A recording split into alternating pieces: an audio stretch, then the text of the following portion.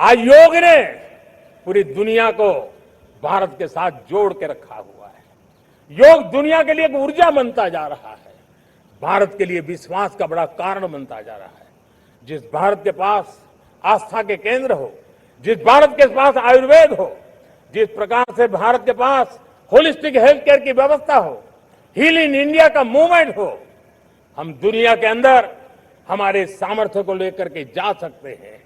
Handicraft हो, संस्कृति हो, हमारी फिल्में हो, हमारा क्रिएटिव वर्ल्ड हो, वीएफएक्स हो, हमारा एनिमेशन हो, हमारी गेमिंग हो, डिजिटल कंटेंट हो, क्रिएटिव वर्ल्ड के अंदर भारत अपना रुतबा दिखा सकता है। हमने उसको वैश्विक सामर्थ्य के रूप में विकसित करना होगा। आज भारत ने वेव समिट को एक बहुत बड़ी ताकत दी है। दुनिया धीरे धीरे भारत का ये जो world audio visual and entertainment summit है, उसकी राह देखता रहता है और वो भारत के सॉफ्ट पावर को, भारत के क्रिएटिव दुनिया को परिचित करेगा। मेरे प्यारे देशवासियों, भारत के पास विशाल वन्य संपदा है, हमारे पास 100 से ज्यादा नेशनल पार्क है, क्षमता बहुत है, लेकिन विदेशी टूरिस्टों को आकर्षित करने में हम कम पड़े हैं। हमें मौका है हमारे सॉफ्ट पावर के माध्यम से दुनिया के टूरिस्टों को भारत के लिए आकर्षित करने का। हमारा सामर्थ्य हमें दुनिया को दिखाना है। हम ये काम आरा से करें और हम जल्द से जल्द हम इन लोगों, आज दुनिया में स्पोर्ट्स की जो है वो भी एक बहुत बड़ा भारत के प्रति आकर्षण का केंद्र। दुनिया के स्पोर्ट्स इवेंट भारत में क्यों न हो। कॉन्सेंट इकोनॉमी बहुत बढ़ रही है, देश के नौजवानों का आकर्षण है। विश्व का हर कोई कलाकार चाहता है कभी न कभी भारत की धरती पर अपना कॉन्सर्ट करे। ये एक बहुत बड़ा अवसर है, हमें इसको मोबिलाइज करने के लिए व्यवस्थाएं खड़ी करनी होगी। साथियों, सप्तधारा की इन 7 शक्तियां, सप्त शक्तियां, उद्देश्य सिर्फ एक सेक्टर में प्रगति करने का नहीं है। एक होलिस्टिक अप्रोच के साथ हमें राष्ट्र को जो लक्ष्य लेकर के हम चल रहे हैं, जो एम्बिशन लेकर के चल रहे हैं, उस स्केल को हमें पार करने की दिशा में काम करना है। मेरे प्यारे देशवासियों, कुछ चीजें मैंने बताई हैं, लेकिन मैं इससे भी आगे सोचता हूं। मैं जरा देश को झकझोरना चाहता हूं, मैं देश की शक्ति को भी झकझोरना चाहता हूं। देश यानी सिर्फ सरकार नहीं होती है, देश यानी हर नागरिक जुड़ता है।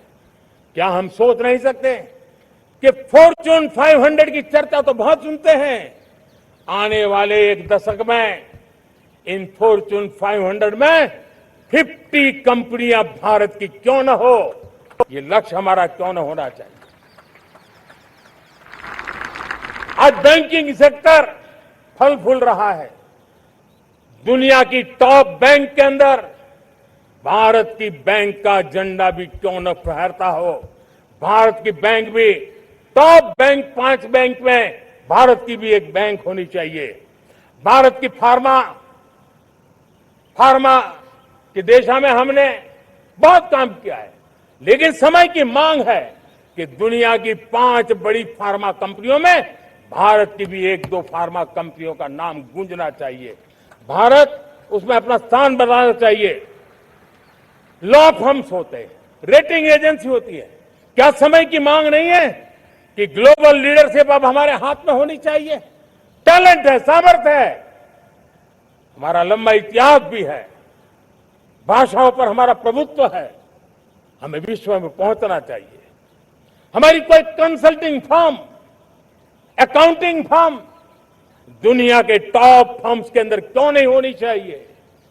भारत की टेक्नोलॉजी कंपनियां दुनिया के अंदर सिरमौर हो, ये हमारा लक्ष्य होना चाहिए।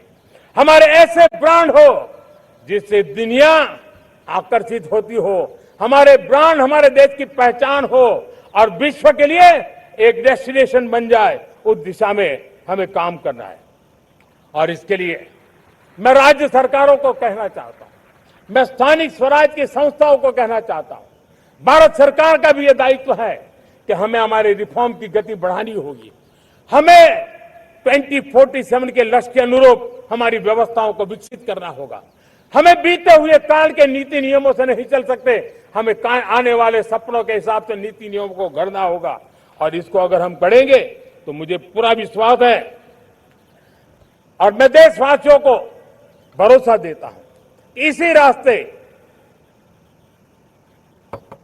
मेहनत में कोई कमी न करते हुए हम विकसित भारत का सपना पार करके रहेंगे। हमें सबको मिलकर के चलना है। केंद्र सरकार हो, राज्य सरकार हो, इंडस्ट्री हो, हम सब ने मिलकर के आगे बढ़ना है। हमें रिफॉर्म्स करते रहना है, रिफॉर्म्स को आगे बढ़ाते रहना है। और मैंने पहले भी कहा था, हम रिफॉर्म कंपल्सन से नहीं, कन्विक्शन से कर रहे हैं, लक्ष्य को प्राप्त करने के लिए कर रहे हैं।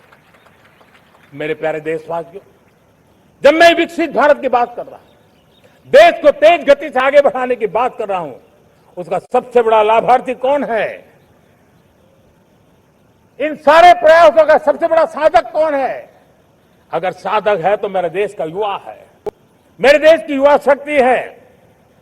विकसित भारत की यात्रा में युवाओं की बहुत बड़ी भूमिका है। इतना ही नहीं, विकसित भारत का सबसे बड़ा लाभार्थी भी मेरे देश का युवा है। और इसलिए हमें विकसित भारत के लक्ष्य को युवाओं के साथ जोड़ करके आगे बढ़ाना है।